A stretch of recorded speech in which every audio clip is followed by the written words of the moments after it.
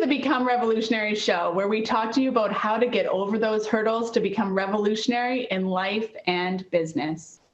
We're your hosts, Noelle and Charlene, and today's topic is all about breaking free from prison. That's right, I said it. We're breaking free from prison today. I think we just got put on a list somewhere that the government's going to be watching us now because there's a podcast on how to break free from prison. Way to go, guys. Now I can't fly out of the country anymore. All of a sudden there's weird dudes in sedans sitting outside my house. Thanks for that.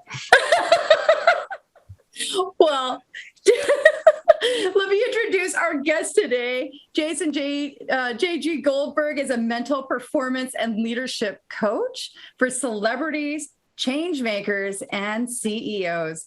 He's also the host of the Jason Goldberg is Ruining Podcasting podcast, author of the #1 international bestseller on self-leadership entitled Prison Break, and creator of the Playful, prosperity, and competition-proof business immersion programs. Jason's been a featured expert on media outlets including ABC, CBS, and Fox, as well as teaching on Mind Valley and Soul Pancake platforms. And he's founded multiple startups, including in partnership with NASA and the Space Shuttle program. Wow, that's incredible. It's all fake. You've only done a few things, wearing a few hats.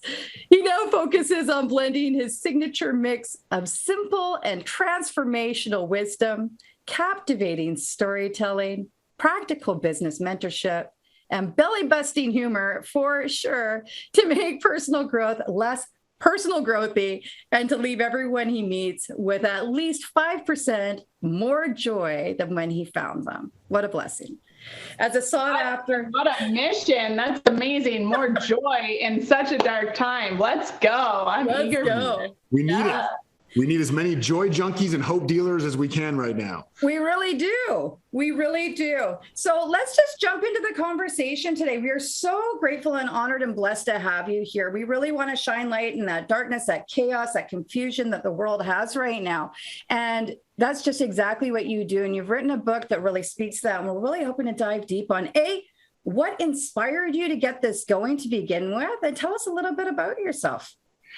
Yeah. So, I mean, I was born to a single mother. I'm an only child, single Jewish mother. So she can hear everything we're saying in Florida right now. Yeah.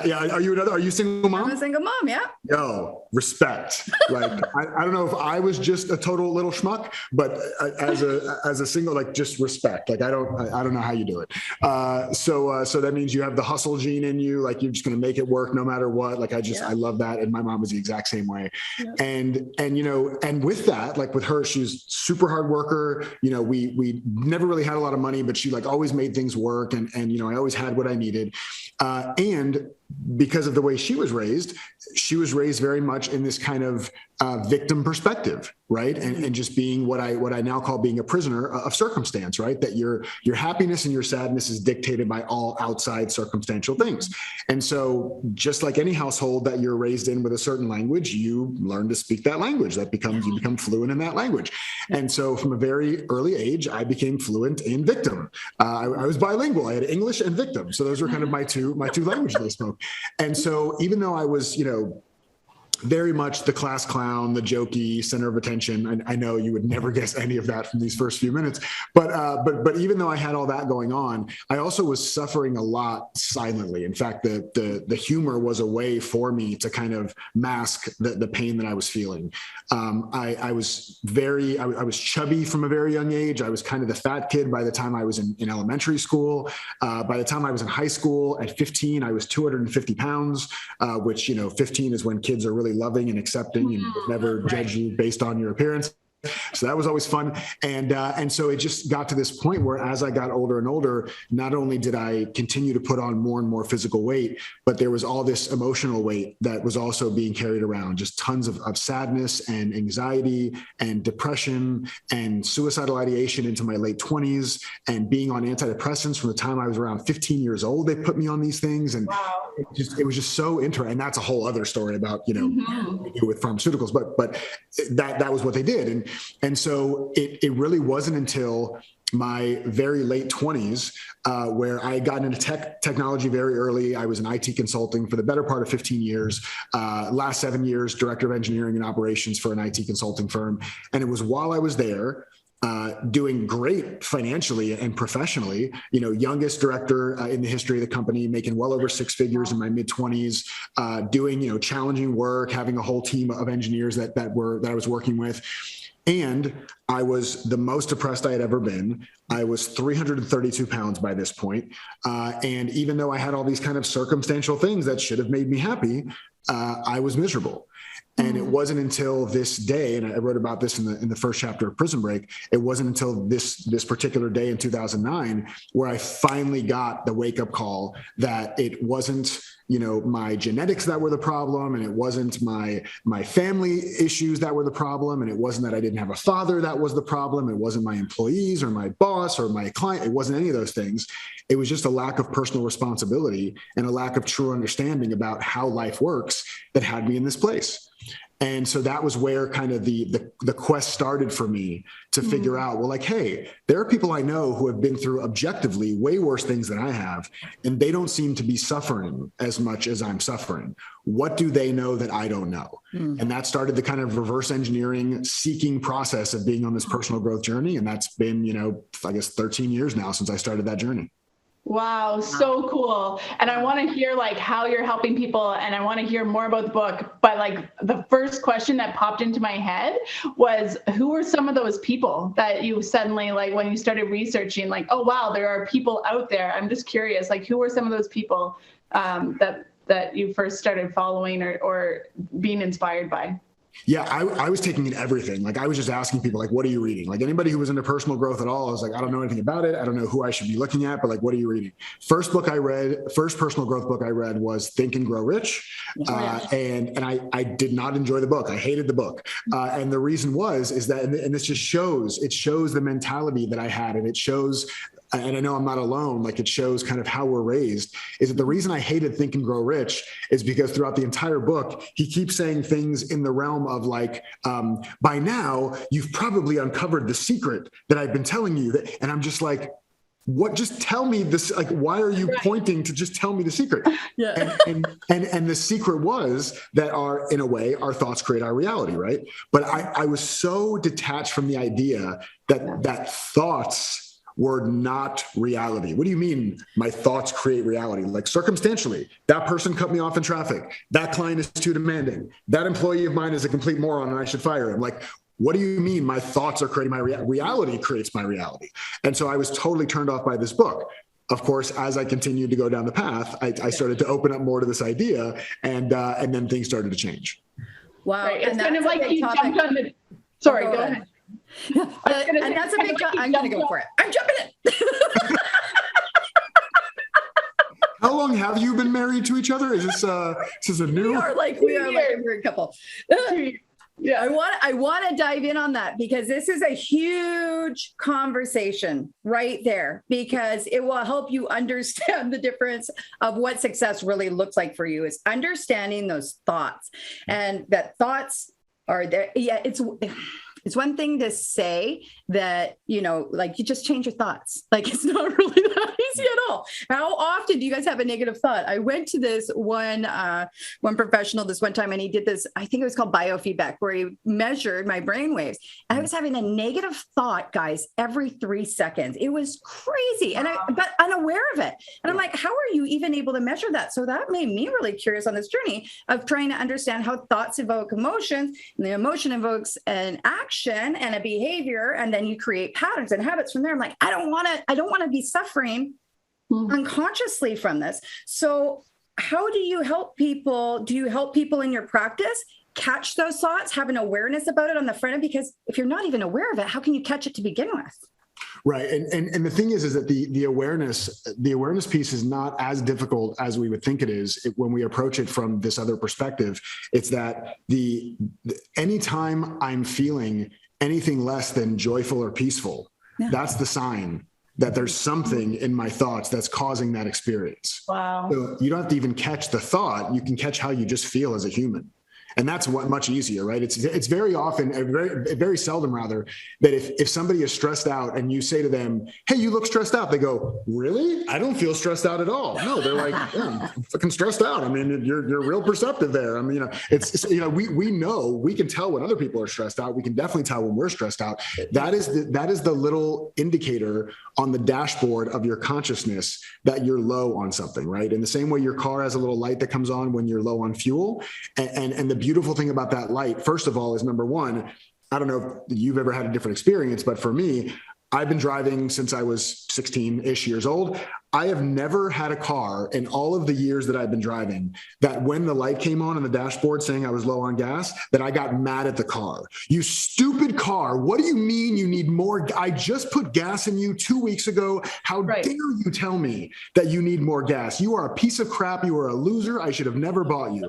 But that's the way we talk to ourselves when we have our body telling us that something's off, instead of saying like, oh, thank you for the early warning, right? Because on the car, when the light flashes, it doesn't flash when you're out of gas. It flashes when you have 40 miles left in the tank. So you have plenty of time to safely and gently guide yourself into a gas station and refuel the tank.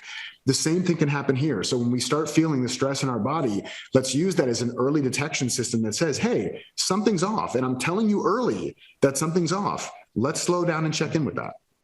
Wow. If you don't say anything else for the rest of this show, like that was like a real thing that's going to stay with me. Yeah, that is going to stay with me forever. So thank you, Jason. And I hope that stands out to someone else as well. Yeah, we need to understand those indicators in our own body. And I think the older I get, the more I'm aware of those indicators. But we need to really adhere to them, don't we, before we burn out or before we hit empty and end up on the side of the road with no gas. And isn't an endurance a part of that conversation too? Because it's really easy, especially as entrepreneurs, to go full tilt, pushing hard, and then you burn out. But you really got to build that endurance so you're paced really enough so you can catch it to begin with. Absolutely. Yeah. And for the people that may be watching this or listening to this, and I had an issue with this with my weight issues and being, overweight my entire life until I was basically 31 years old, is I very purposefully disconnected myself from my body.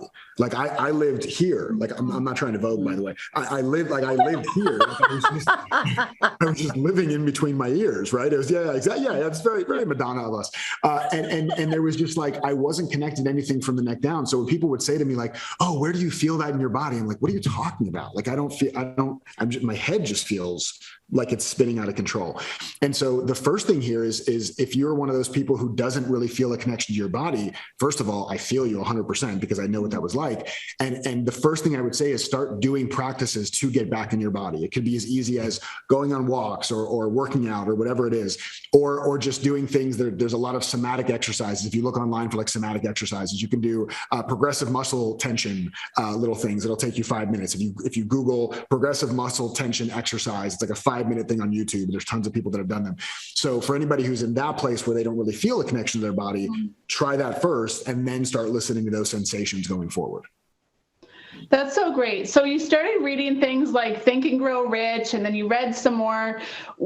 What began to transform? Like, what was that pivotal moment? So you started to learn, you started to say like, I'm not going to be the victim anymore, right? Like there was that kind of moment for you.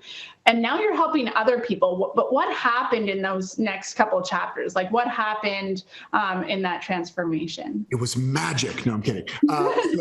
So it that golden ticket that I keep. It was the golden ticket. I mean, just take this pill or read this book and your life changes.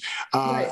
That's why I say my book is not an instruction manual. It's a destruction manual, right? Mm-hmm. It's about breaking down the elements of what we think, the way we think life works to see how life really works. And so the reason I say that is because it actually was magic in a way, but it was magic in the way that James Altucher talks about. I don't know if you know who James Altucher is. Amazing guy. He works a lot in the finance world, but just says some really profound things. And one of the things that he talks about is that to the outside world, what looks like magic is actually immersion, right? Mm-hmm. So if you look at people who have like, oh man, that person has just magically created this business, or this person, everything they touch just turns to gold. that's BS, right? They have typically immersed themselves, and there's a lot of other factors, but they have typically immersed themselves in that thing. And so for me, once I started feeling the transformation, and I'll say that the pivotal teacher for me was somebody who I'm now blessed to say is a friend and a co-creator and everything else, is a guy named Steve Chandler. And Steve Chandler is somebody who has fundamentally just changed the entire way that I see life. And he was the first one to really help me to understand this whole kind of victim mentality that I was in, and that there was another choice in how I could live my life. And so the more I immersed myself in working with him directly and being coached by him and reading his books and then getting turned on to other teachers who were also fundamental and pivotal in my growth, people like Byron Katie and just all these people that really helped me to look inside at my experience of life and where it actually comes from. That's what eventually guided me into, number one, looking back to when I was a kid and going through all my weight issues and feeling disconnected and not being, getting picked on and all these things. I realized that bringing humor into the mix allowed me to feel connection, and bringing empathy for people into the mix allowed me to feel connection. So these were things that I cultivated as a young person, humor and empathy, that now are the guiding principles for the work that I do in the world. So it was actually kind of an interesting full circle moment that my essence as a kid was reactivated once I had somebody supporting me at that deep level. And it showed me like, oh, in a way, this is kind of what I've always been doing. And with the right skill set and right mindset, I could actually help a lot of people do the same. Wow. Wow. What a rich conversation. This is so good. Noelle and I were actually just talking about Byron Katie the other day. I love her work called The Work, for those of you. For those of you who aren't familiar with it, and she brings you through the forgiveness cycle through a 4-step process. And it's really incredible. I love it when it flips it on you and you have to take a really good look at yourself. And that's really what it is. So in light of all of this, what do you feel is the biggest lesson that came out of all of this for you, at this season in your journey? Because I believe there's big pivotal lessons that come at different stages. But at this point, what is that for you looking back? Yeah, it's, one of the messages that really is sticking with me right now, and you could ask me this again in an hour or a week and it would be different. But one of the ones right now is I had this download a few months ago, and it's resurfaced for me now, is about not trivializing your gifts.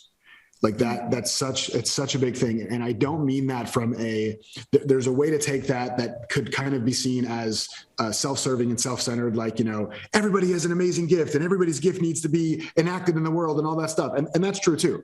But what I mean more is that there are gifts that we have, and then we trivialize them by worrying about what the perfect business model is for that. How do we scale that thing? Why isn't it happening fast enough? And every time we do that, imagine that we were literally given this gift from some higher power, whatever your belief is. It could be spirit, the universe, God. It could be some really cool little salamander that you think is I don't care who it came from.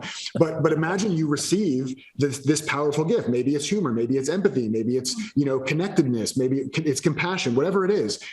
And you're sitting there with this masterful gift that could change the world. And all you're thinking about is, why isn't my newsletter list growing faster? Why haven't more people watched my Facebook Live? Like, who gives a crap? Like, none of that crap matters. And I'm talking to myself too. I still go through all this crap all the time because I'm a human being and my ego gets involved. But the more I've realized that trivializing my gifts is a show of arrogance to the universe. Right. I'm saying, like, big middle finger to the universe by trivializing my gifts. When I bring more humility into the mix, how can I possibly know how fast this is supposed to happen? How can I possibly know how this is supposed to unfold? How can I possibly think this is all on me and there's not something else at play, whether it's people I can see on this plane or people I can't see on a different plane? When I bring more humility into the mix there, my experience of life is just better, and I actually perform better as well. Yes. Oh. And this is like not the Byron Katie show or anything, but why Charlene and I were talking about her the other day was the whole idea of like minding your own business. I heard Oprah interviewing her and she was talking about mind your business. And I think that's exactly what you're hitting on, is like mind your gifts, like take care of what you've been given and bring that into the world. But when we start deviating, like, oh, I wish that I was more like that person, or I wish that my business grew as fast as that person, it lends as a distraction from what we've actually been given as a purpose here, I believe. So that's kind of what we were talking about. And I'm really happy you touched on that, because I think it's really easy to have that deviation and that distraction because of this whole idea that people are selling you sort of, like, I can make your business better, come with me. And you know what? I'm not turning those people down at all, because I believe that industry leaders are effective for people at the right time. But for our listeners today, I just want to kind of preach that you have to find the right person that's going to help you enhance those gifts that you've already been given, and not just jump at the next thing. Charlene and I have had a lot of clients that have been a part of a lot of different programs. Yep. And, we're all guilty of it, trying to find the thing that's going to help us be successful in our business or as entrepreneurs. It's nice to feel part of a community, but I think it's really important to stay grounded in what you've been given, so that you can hone that and find the right mentor in that. It's not going to be every mentor. It's going to be a mentor or two or three as your chapters continue, but I really love the idea of minding your own business. And that has helped my thought process ever since I've heard her say that. Was sort of like, as I start having those negative thoughts, maybe Charlene and I should be doing this, or maybe we should be doing that. It just comes back, mind your own business, and I love that it's like a kind of a quick mantra a little bit. Well, and doesn't that also, wouldn't you agree, Jason? And I'd love to hear your insight on this, because that can start spinning you on that 1 degree out of alignment of what you're supposed to be doing too. Listening to everybody else's ideas about what you should or should not be doing in your business. And it's taking away from your internal intuition and your personal GPS and understanding what path is right for you. I believe we're meant to learn and grow from different people that are put on our path, and they're meant to serve as guides to give us another key. It may be one more thing that we can add in as the time is right. Or to use as we see fit, but it may not be in the prescription that they're dosing us to. I believe we've got our own model that we're wired with. And if we just can be quiet enough and tune into that, then our compass will guide us in the right direction. But man, if you get off course, it takes a lot of effort to get back and figure it out.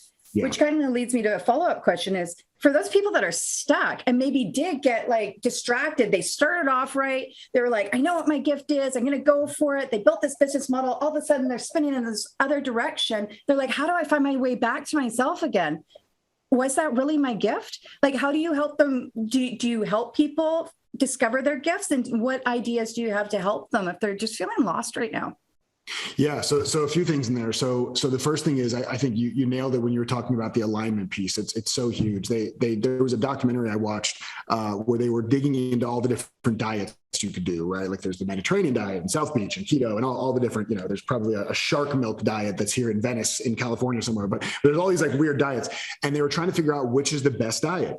And what they came to realize at the end of their research is that the best diet is the one you'll actually stick with. Right? They can all work, but it has to be one you'll actually stick with. And so the challenge becomes that a lot of people, myself included at times, have invested in things that weren't actually in alignment. And we were willing to, in that moment, sacrifice what we know to be true and the way that we know we work best, because somebody else must know something we don't know that's better than what we could possibly be doing. And we forego and ignore potential red flags right up front. We say, oh, well, the way they do that really feels out of alignment for me, but it's probably fine. I'm sure the rest of it will be in alignment. And it's like, no, you got to listen to that stuff. And there's a big difference between out of alignment and foreign. A lot of people will say, oh no, I can't do an Instagram live because that's out of alignment. So you've tried it and after doing it several times, it feels like it's not really your highest level of contribution. Well, no, I've never actually tried it, but I just know that it's out of alignment. Okay, well, to me, that just sounds like it's foreign. You've just never done it before, right? Yeah. It's possible that it is out of alignment, but you won't know until you actually do it. So that's always a balance, but it really is so important to listen to ourselves. And this goes into your second part about like, what do you do if you feel lost? Is to listen to yourself, because every time we invest in something that ends up not being in alignment, and we know that we went against our own internal compass by doing so, we start to erode our self-trust. Mm-hmm. And when we erode our self-trust, then as other things happen in the future that we need to do in our business or our families or our lives in general, we start second guessing whether or not we can trust what we think we need to be doing. And so it's so important to have the level of self-awareness first. I believe self-trust comes from self-awareness. If you're super aware of what you most need, then when you make a decision about what's going to fulfill that need, you trust that decision. If you aren't exactly sure what you need, if you aren't sure, you're not aware of what is actually going to be best for you, then you make a decision, you're not sure if you can trust it because you made the decision without knowing exactly what it is you need. So this is such a perfect opportunity, if you feel that way, if you feel stuck, is to come back home, is to slow everything down, is to stop adding and start subtracting. Don't add more knowledge to knowledge. Don't sign up for another list. Don't sign up to follow a bunch of other people on Instagram. Quiet the noise and go inward and ask your soul, like, what do you want me to know? What is it that I'm ignoring? What is it that I'm not seeing? And if all else fails, go take 5 grams of mushrooms and see what happens. Do you think that people avoid that because it's kind of uncomfortable for a couple of days? Like, I know I've been there, and actually just not too long ago, a few months ago, Charlene and I were there. Thankfully, we're in business together and we were there together. So it was nice to have a friend to talk to, but it was also like really uncomfortable, and you lose a bit of sleep and you go through those negative. So I'm wondering if like the rat race or like the purchasing of the next thing is really because we're afraid of looking at it. 100%. That's why we distract ourselves all the time. But that's why it's so important to have the conversation, the kind of meta conversation of what's causing that. Because if the reason that we meditate, the reason that we love being with people that we love and having that real deep connection and intimacy with, the reason that some people take drugs or drink or whatever it is, and no judgment on any of this stuff, is to get a separation between who you are and what you're thinking.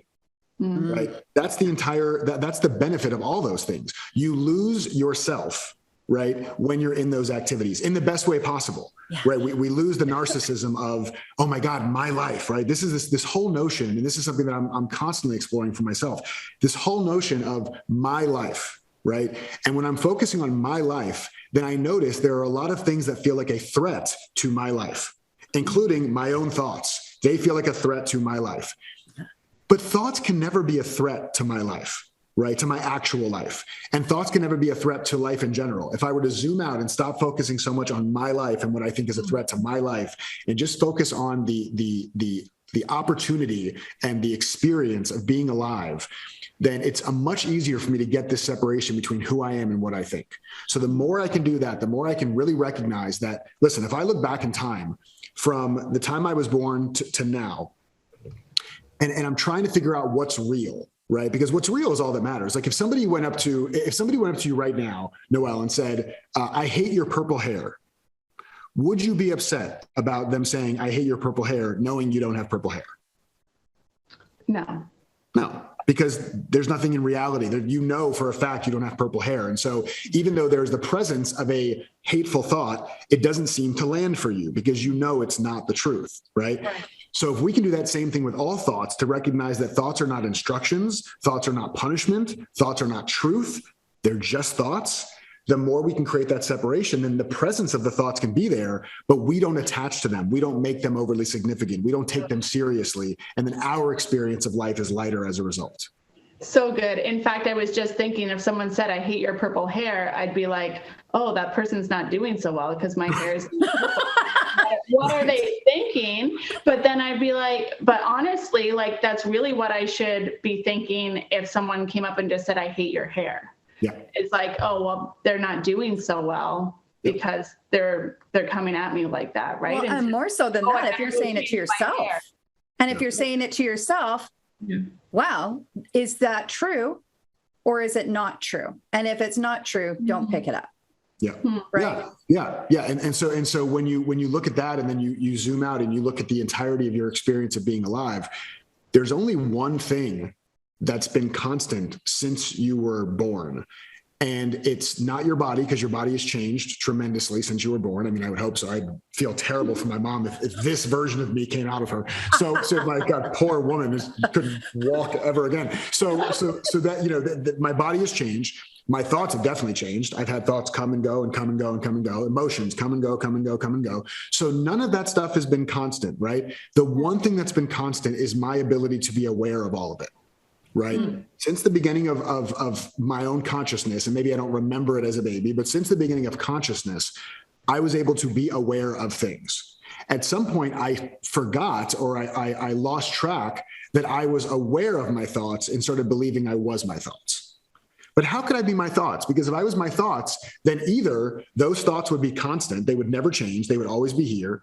Or if the thoughts were literally a part of who I was, then when a thought left me, then a part of my body would go along with it. Like, okay, I'm really stressed out. Okay, the stress has gone away, but so has my right thumb. Like, but they're not connected. Like the thoughts come and go, that the body moves, the body changes. The awareness is the one thing that's constant. So the more I can sit back into this place of awareness, almost like imagine you're sitting in a movie theater and coming out of your eyes is a projection of all of your thoughts and your stresses and your fears, and they're all being up on the screen here.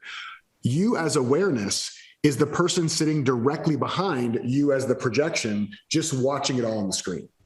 Right. So I can look right in front of me. Interesting illustration. The way I refer to that, or like maybe I heard Eckhart Tolle say this once or something, is like the gap. Like there's a gap where you can like observe your thoughts. And so for me, I call that, like if I'm journaling or something, I call that the space. I didn't, you're calling it awareness. I call it the space, but the space from the place from which I can look at the thoughts, right? And be detached from them, not be them. And so I love what you're saying. And it might sound pretty crazy to people, but I think Eckhart Tolle does this exercise where he tells you to close your eyes and think of the first thought that comes into your head. Now observe that thought. And that is the space when you're looking at that thought, like that is the space from which we should be observing all of our thoughts, because then we can react to them or not react to them in a more appropriate way than being the thought, right? And so this is all fairly new to me. I have to admit, like it was kind of an aha moment for me not that long ago. And it's life-changing. It really is. And I thank you for like being out in the world and teaching people about this. So on that note, tell me more about your book. Yeah. So the book, funny enough, I mean, I was doing an interview yesterday and we were talking about how, I wrote that book in 2016. And so, it's been 5 years now. So almost 6 years since I wrote it, or since it came out at least. And it's just so interesting to see how my own transformation and depth has changed since then. Like the level of understanding I had then is different than the level of understanding that I had now. And the great thing about that is that I can look back on that and see that it doesn't negate the validity of what's in the book, because it was actually my understanding and my experience at that time. And it helped me move to where I am today. If somebody were to tell me today, for the very first time, the things that I'm telling you today, I wouldn't have been ready to hear it. It wouldn't have been, right. I would have had no basis for it. So that book to me has so many of the foundational elements to really help you see the world in a different way. And it's like going back to this, there's this old Vedantic story about somebody walking through the desert and they come across a coiled up poisonous snake, and immediately they go into like anxiety and despair and, oh my God, I'm going to get bit by this snake and the poison's going to go through my system and I'm going to die here and nobody's going to know where I am and my body's going to rot and my family's going to find me 6 months from now. Like they just go through the entire thing. And then upon closer inspection, they realize that it's actually a coiled up rope. Right. Right. And as soon as they saw that it's a coiled up rope, there's no more work to be done. There's no like, well, I need to schedule an appointment with my therapist to talk about my relationship with ropes. Like that just doesn't happen, right? Once you see what's actually going on, it's much easier to be able to navigate life. And so the book for me was a way to really get people to understand the way the mind works, right? We don't get an instruction manual for this. No one's taught us this. There's no classes that I ever had in elementary, middle, high school, undergrad, or grad school that had anything to do with any of this stuff. And so it makes sense that we would see the world in that way. But once we can open our eyes, once we can open the aperture on the lens of the camera to be able to take in more honesty, truth about what our experience is, it's very hard to unsee that once you've seen it. Yeah. Wow. So good. And I just want to say, like, you guys, you have to get this book. First of all, please go get the book. Where can they buy it first? And then I have a follow-up thought. Yeah, it's on Amazon.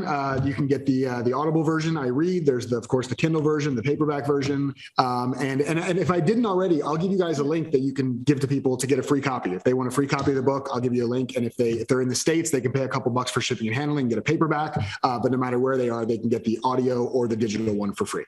That's right. And it's called Prison Break, right? Prison Break. Yep. Prison Break. Nothing to do with the TV show. I've had people come. I just spoke at an event in Jordan in the Middle East a couple of weeks ago, and a woman came up to me during one of the breaks, and she's like, "I have always been such a big fan of your show." And I'm like, "Which show is this?" Prison Break. Like, oh, no, nothing to do with. Nothing to do with that. Forget it. I'm just going to autograph it. It's fine. Oh my gosh, I think that's hilarious. Well, guys, go get the book. My follow-up question is this, and then we're going to go into a little fun little piece that we have on this show where Noelle's going to rapid fire you some fun questions and just all fun. All right. So my follow-up question to wrap up today is we really want to encourage people to lean into this pause.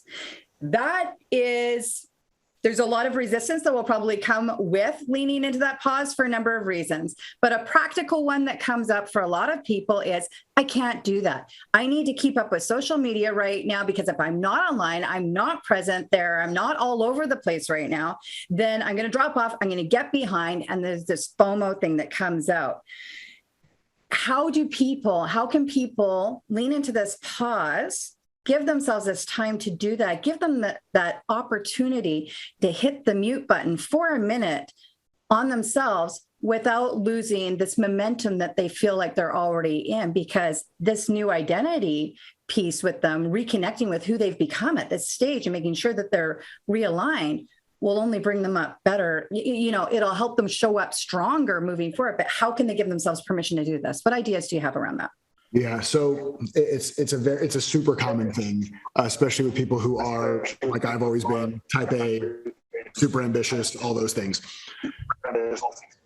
So 2015, I think it was, I was really stressing out. Like I was having just this super crazy feelings of despair, worried that I was going to run out of money, and these clients weren't signing up. And what if I invest this money in this thing and it doesn't pan out? I was so caught up in my thinking, and even having these understandings, I was still just so caught up. And so I write this 3-page letter to my coach, to Steve Chandler. I write this long ass email with all of my fears and all of my struggles and all these things. And I send it off to him, and I'm like, okay, he's gonna come back and give me a whole plan and a whole framework, and he's gonna solve all my problems for me because that's what he's meant to be doing. And he emails me back about 20 or 30 minutes later with 10 words. That's all. I got 10 words. That's all I got in this email. And the 10 words were, so much compassion for what you are putting yourself through. And I got chills still thinking about it. That to me, to this day, is one of the most powerful pieces of coaching that I've ever experienced in my life. Oh, I got to do social media. But if I don't do that, I'm going to lose the momentum. Where's that pressure coming from? All internal. It's all me doing it to myself. So to have the reflection of man, I have so much compassion for what you are choosing to put yourself through to create a reality where you are this stressed out. And I softened when he sent that. I softened. There was a little bit of oh, he's fucking with me. But then there was a bigger part of me that was oh, no, this is a call for me to really slow down and notice where this is coming from. So just for people that are in that space, give yourself a little grace, give yourself a little compassion. time is not running out. Time is, it's such an interesting thing, because if you had a big mission in the world and you were executing that mission from a desert island that had no internet access and you couldn't look at anybody else, you would think you were doing just fine. Until you start comparing yourself to everybody else. And then all of a sudden you're supposed to be on their timeline. But I don't do anything else they do. I don't kiss their wife. I don't eat their breakfast. I don't parent their kids. Why should my life look like their life? Why should it unfold in the same way their life is unfolded? So this kind of this surrender of what I think it's supposed to look like is the first step. And the second step is just to realize, just to recognize when I may be taking something even 5% too seriously.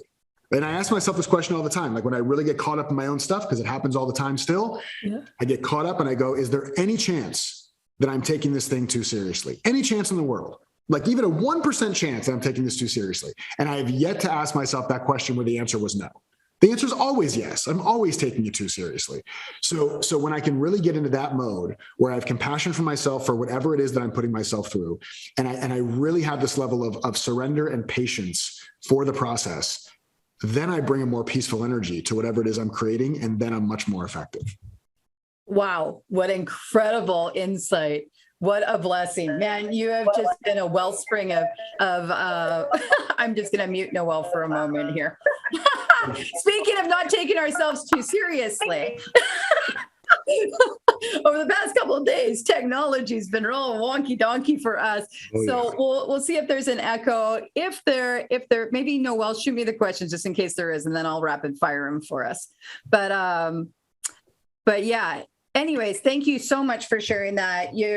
I think you've really given people a gift of hope and relief and confidence that they can really move forward more brilliantly from where they are now, just feeling more peaceful with themselves, with their thoughts. You've given some amazing strategies. Again, go check out the book, Prison Break. We're going to give Noel a chance here to see if we're echoing, and if not, then I'm going to echo. Go for it, Noel. Let's see. Hello. Oh, yeah, you're echoing. Oh, Noel. Okay, that's okay. I've got you. Okay. Fun part of our show. But hold on, Charlene, I want you to ask the questions, but Noel, I want you to move your mouth while she's doing it so that I can pretend. Okay, ready? You're the one asking me the questions. Let's do it. You ready? Yes. Chocolate or vanilla? Chocolate, hands down, easy. Yeah. What's your favorite food? Man, that's so tough. I love really good dim sum. What? Oh, I love dim sum. Yum. I haven't been for that forever. What's your favorite dessert? Okay. Oh man, I love like a really good rich chocolate cake, like layers of like fudge and chocolate and all. Yeah. Super, super decadent chocolate cake. I love this. What's the first thing you notice about someone when you meet them? How good of a hugger they are, if they hug me, and their smile. That's perfect. Oh, I love that. So COVID must have really hurt. Luckily, I had my community, my pod, and we were still just as touchy and huggy as ever. Yeah. So it wasn't as bad as it could have been. Oh my gosh, I've got a 10-year-old and she's like my biggest hugger. So I got my hug therapy through her during that. Oh, bless her. Let's see. Best fashion advice you've ever gotten?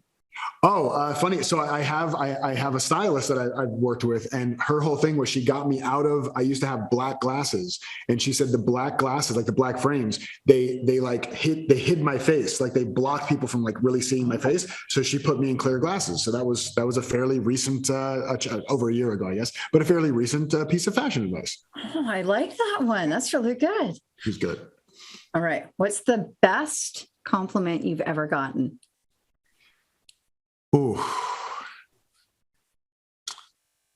I think it really is, it goes back to kind of my mission in general, but just anytime somebody would tell me that they feel more joyful being around me, that's like, there's nothing better than that. Oh, how can somebody not feel more joyful around you? You're like a joy bomb. All right. You are. Oh, thank you. Okay. Finally, I've got, what's your favorite TV show? But I'm going to actually slash that with, what's your favorite TV show or what's your favorite book, depending on which medium you prefer? Okay, I'm a big TV watcher, so this is actually this is probably the hardest question you could ever ask me. There've been I'm really a TV person. I was raised on television. I love entertainment. It's one of the reasons I love coaching celebrities and people who are in entertainment, because I feel like I'm contributing back to something that's given me so much. I was a huge Lost fan. I was a huge fan of The Office. And 30 Rock. Oh God, there's just too many to pick from. But yeah, right now, I'm going to say this, and my spiritual guru card is going to get pulled and ripped to shreds. I am obsessed with the newest season of Keeping Up with the Kardashians, and I am fine with it. I love it. I think it's amazing. I think it's an incredible lesson in human psychology and behavioral psychology. It's just fun to watch. So judgment be damned. I love the content. I have yet to watch it. That's awesome. I love the radical honesty here. Yes. Even if I'm echoing, I just feel like we became soulmates. So I needed to unmute and say, yay, I love Keeping Up with the Kardashians. It's so good. I watched the new season and I was like, well, I need to know how we got here. So I went back and I was like, there's 20 seasons. So I went back and I started watching season 1, and they had like the streaky blonde things and they had like the juicy sweatpants. I'm like, I can't do this. So then I decided to see, like, when does Kanye come into the mix, which is like around season 10. I'm like, all right, I'll start at season 10 because my inner rapper, I was like, that feels justified to start there. I only started watching it this season too, but they're actually really interesting business people. So they've had a lot of businesses. Tons of businesses. They're actually very smart, very disciplined, very hardworking. So I was pleasantly surprised by what I found by watching that show. I feel the same way. All right. Okay. Well, now that Noelle's back, this is awesome. Final thoughts before we wrap up today? From me or from Noelle? From you. Oh, from me. Okay, cool. And then Noelle. Yeah, I guess the thing that's present for me right now is something I just shared with a client before we jumped on here. And so maybe that's why it's so present. But just as one additional kind of check-in for people, because we've been talking about, like, recognizing your thoughts and when you're getting caught up in them and how do you jump in between and what do you do with it when you recognize that. And one of the things I realized was that anything that I make the center of my universe, the center of my world, I am going to use all of my energy to try to protect it from failing or falling apart, right? So if I make my business the center of my universe, all of my energy goes to making sure it doesn't fail or fall apart. Now, part of your head may say, oh no, I'm putting all of my energy in it to build it. But you're really also, on the flip side, want to make sure it doesn't fail, right? So energetically, it all happens that way. It could be your health. It could be your relationship. It could be your parenting. Anything you make the center of your universe, you are going to use all of your energy to protect it from failing or falling apart. And so when you start noticing yourself feeling stressed, like we were talking about earlier, the little, dash light on the car starts blinking, ask yourself that question. What am I making the center of my universe right now, right? To get some recognition of that. And you'll notice it's my job, it's my business, it's my whatever. Like, just really notice that. And then ask yourself, what would it look like right now if my own experience of peace and ease was the center of my universe? What if that was the only thing that mattered? And I shared this on a leadership mastermind not too long ago. And there was a woman who raised her hand and said, okay, so I make my own peace and ease the center of my universe, and then my kids don't get fed, my work doesn't get done, my clients all fire me. And I said, maybe that's one possibility. But I know for me that if there is somebody counting on me for food or for work or for anything, and I'm not living into my agreement, I don't feel a sense of peace and ease. That doesn't contribute to my peace and ease. So making your own peace and ease the center of your universe doesn't mean you absolve yourself of all responsibility. In fact, it allows you to really lean into that responsibility because you want to keep your sense of peace and ease. So anybody that's stressing with anything, really check in with yourself. What am I making the center of my universe? And what would it look like if I made my own peace and ease the center of my universe for the next 5 minutes?